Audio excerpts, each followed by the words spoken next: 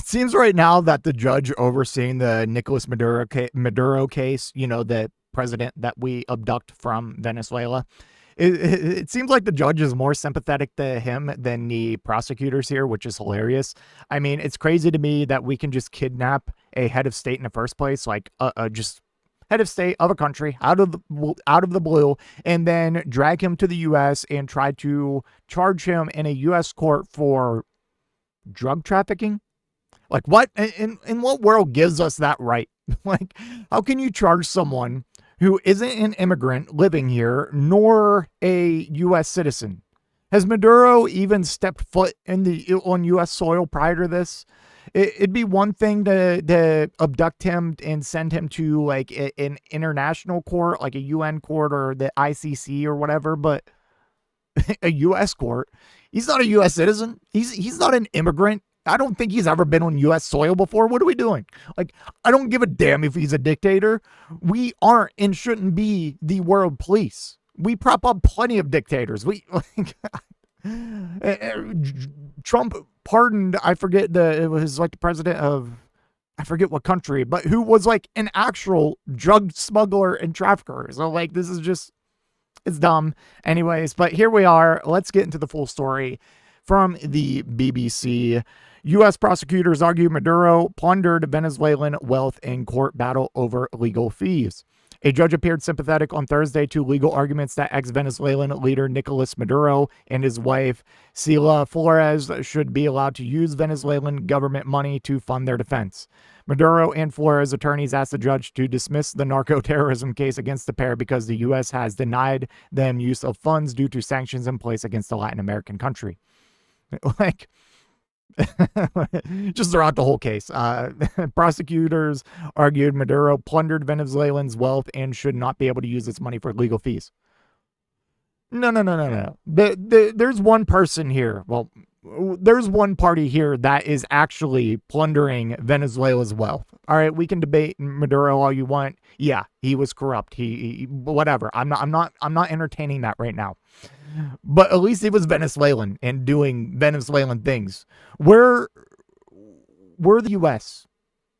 Okay, and Little Marco, came out and said, yes, oil sales in Venezuela are skyrocketing right now. They're higher than they've ever been. And the best part of it is that they're not going to Venezuela. They don't hold those funds. They actually go to an account in the U.S. Treasury. It's like, so we're taking and selling their oil and we're keeping the money. Yeah, sure. We'll pay. We'll throw a few cents their way, but like, this is so ironic. Like, I'm sorry. I don't care how you feel about Maduro, but we are the ones plundering Venezuelan wealth right now. Are you kidding me? Oh my goodness. And I think it's valid considering that he was the head of state. He was the president of Venezuela. And that same government is still there. We didn't do a full regime change, like it's his vice president or whatever that's in charge right now. Yeah, I think he should be allowed to use the government money. That makes sense to me. Like, throw this man a bone. Jesus Christ. The 92-year-old judge, Alvin Hellerstein, however, noted that the right to defense is paramount. He said he would not be dismissing the case over the dispute. Because the Maduros and the Venezuelan government are subject to U.S. sanctions, they need to obtain a license to allow the government to pay their legal fees. The U.S. Office of Foreign Assets Control initially granted that license and then revoked it.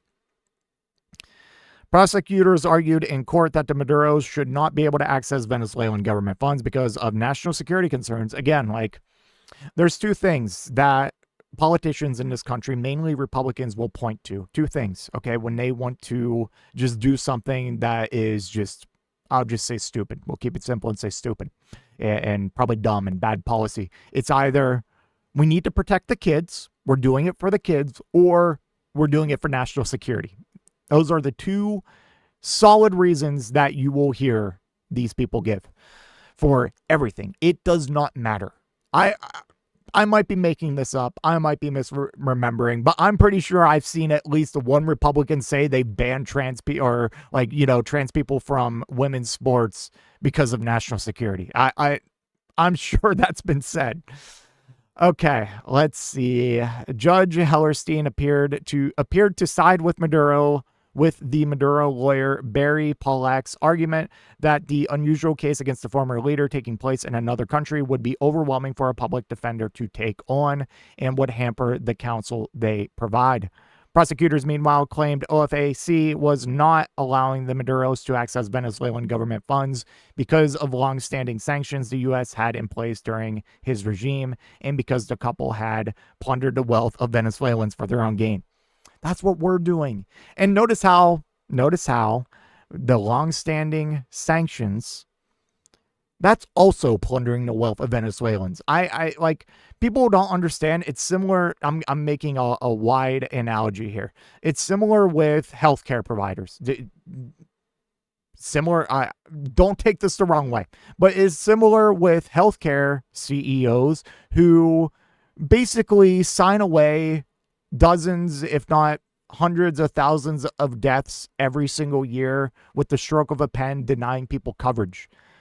We are sentencing people to death through starvation, sanctions, poverty, because of blockades, embargoes that we put on these countries through the stroke of a pen.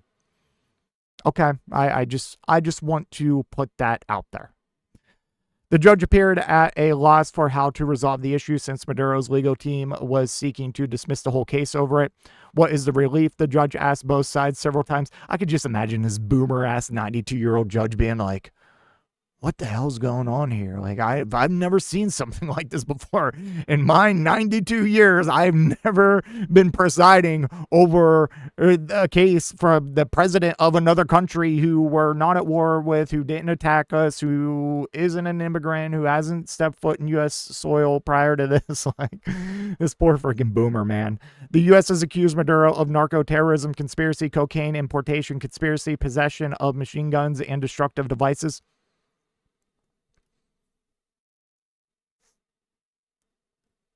I'm sorry, but what? I knew this, but it still shocks me every time. How dare the president of another country have machine guns and destructive devices? How the fucking oh my god. Oh Jesus. Okay. That really threw me off. In conspiracy to possess machine guns and destructive devices. How dare Venezuela acquire military equipment?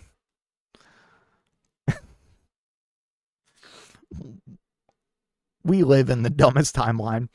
Maduro and his wife have yet to make an application for bail and have been held in Brooklyn's Federal Metropolitan Detention Center. No trial date has been set. During a cabinet meeting on Thursday in Washington, President Donald Trump said the U.S. was weighing bringing additional cases against Maduro. He also said Maduro would be given a fair trial.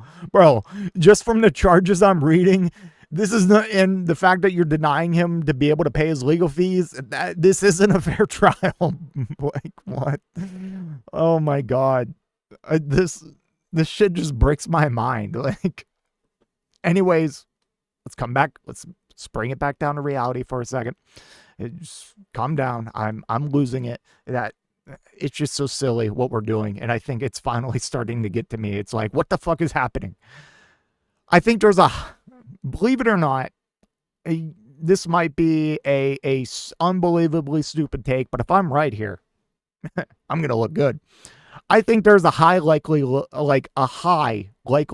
that this case could actually get dismissed. Maybe not necessarily over the legal fees, but whether it gets dismissed by the judge or a jury actually fails to indict or convict him. Like, at that point, what would you do? What would the government do? Do they ship him back to Venezuela? Like, I don't feel like they would ever do that. You know what I'm saying? Like, do we just detain and hold this guy indefinitely? It's crazy, man. This is an interesting can of worms that we have opened, and I just hope this backfires on the administration as spectacularly as it possibly can. Anyways, that's all I have for this one. Let me know what you think in the comment section down below, and I will see you in the next one. If you made it to this point in the video, I just want to give a special thank you. If you enjoyed it, please hit that like button down below, and if you really enjoyed it, maybe consider hitting that subscribe button while you're down there. I want to hear your thoughts in the comment section. I will try to reply to any and all comments that I can. Until next time, watch that video on screen.